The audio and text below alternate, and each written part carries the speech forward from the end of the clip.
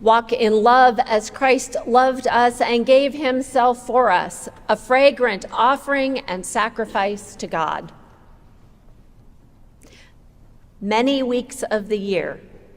That sentence transitions us from the liturgy of the word to the liturgy of the table, inviting us to offer our whole lives to God. And as we are able, we bring forward bread and wine and money to represent our best efforts in life. Humbly, we place them on the altar to be blessed, broken, and shared, to nourish our community for serving the world. This year, we are using the lens of walking in love to frame our conversations about our stewardship of Trinity Community's life and livelihood. Walking in love, just thinking about the phrase, is active and relational. It's not something we can do alone. As Christians, we journey on at least two dimensions simultaneously: our spiritual journey with God and our physical companionship with our neighbors inside and outside our church building. Our readings today, starting with Job, take us right into our relationships with God and one another. So let's just jump in with Job. We've been reading from the book of Job for a few weeks, and in the true flavor of the lectionary, we've had enough bits to give us a sense of what's going on. And now we're in chapter 38, and we're coming to the end of the book. We have been listening to Job whinge about his health, his life, his persecution, his unfulfilled desire for prestige and power and respect. And after 37 chapters, God has had enough of Job's complaining. The voice thunders from the whirlwind. Where were you when I laid the foundation of the earth? Do you understand how all of creation works together? Did you hear the morning stars sing and the heavenly beings shout for joy the moment the earth was born? Sit down and get over yourself. One could call that an invitation to humility. And Jesus has a similar message for his disciples. For a little context, the 3 verses immediately before this passage in Mark are the 3rd time in as many chapters that Jesus tells his disciple about his impending arrest, trial, torture, execution, and resurrection. And each time he tells them, the disciples fixate on some dimension of power. Power the way they understand it, in the terms of the world. The first time, it's about Jesus as Messiah, coming as a conquering, violent warlord. And this time, it's about how the power of this world is lorded over people, and the great leaders are tyrants. And each of these 3 times, Jesus sits his disciples down and offers a corrective. The first time, those who want to save their life will lose it, and those who lose their life for my sake and for the sake of the gospel will save it. And then, whoever wants to be first must be last and servant of all. And this time, whoever wishes to become great among you must be your servant, and whoever wishes to be first among you must be slave of all. We sense Jesus' exasperation. saying to the disciples, "You are not getting it. We come to serve, not to be served. We are not about accumulating power and wealth and influence purely for the sake of domination.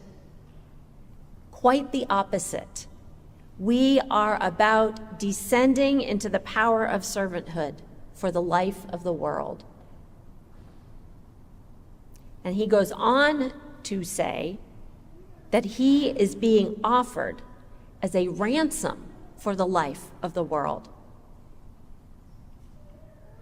That phrase gets mistaken as a transactional explanation for salvation. Jesus' life for ours.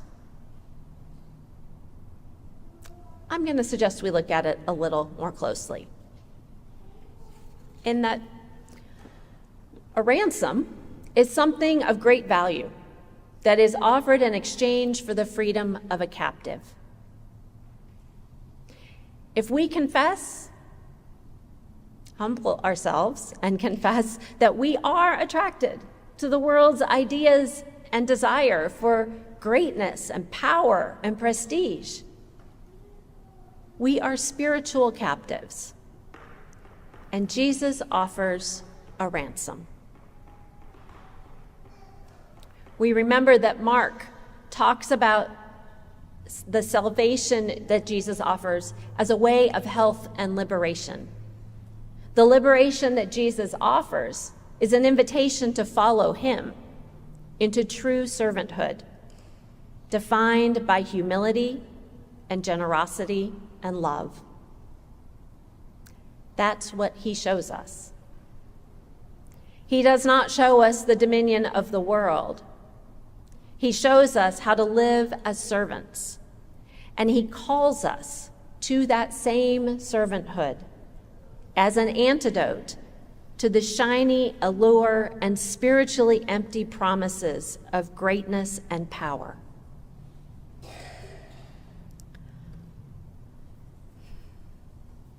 As walking in love implies, servanthood equals action.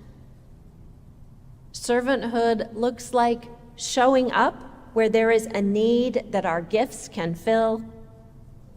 And it can look like a lot of different things because we all have different gifts.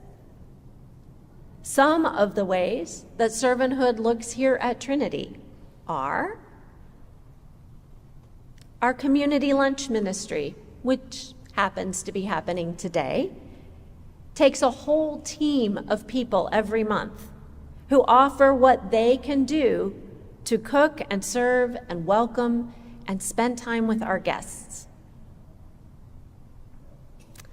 Another way that servanthood looks is when we use our voices, sometimes our written voices, to advocate for human dignity.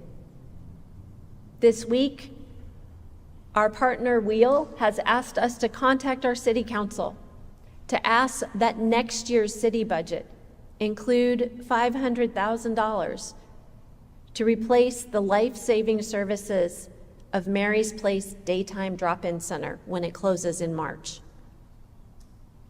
This is a vital service for women in our city who live unhoused. Another way that servanthood looks is humbling ourselves to learn about the ongoing effects of the doctrine of discovery and the slave trade, how Trinity benefited, who owned this land first, and how we can participate in reparations.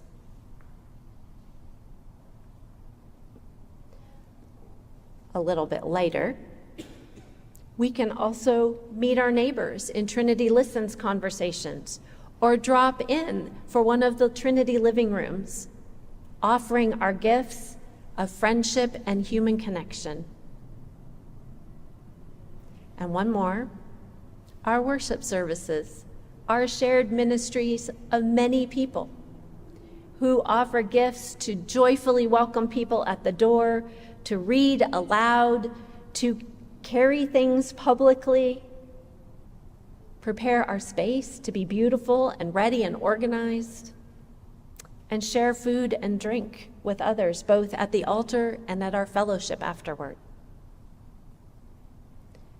Servanthood looks like many different faces and gifts, and it is showing up wherever there is a need that our unique gifts can help fill.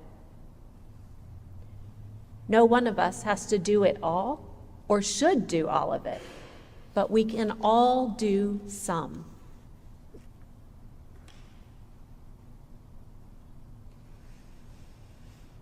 When we follow Jesus' example, offering ourselves and serving with humility, generosity, and love, we open ourselves to relationship with God, the giver of all things.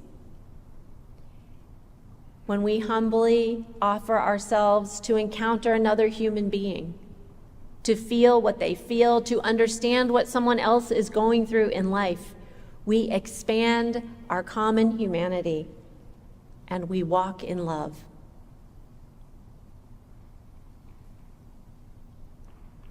These next few weeks, as we continue to talk about walking in love, we will always be talking about relationship and about love as a verb. And at some points, we will talk a little more about money, not to make each other uncomfortable, but to acknowledge that when we offer our whole lives to God, we are offering our gifts of treasure along with our talent and our time.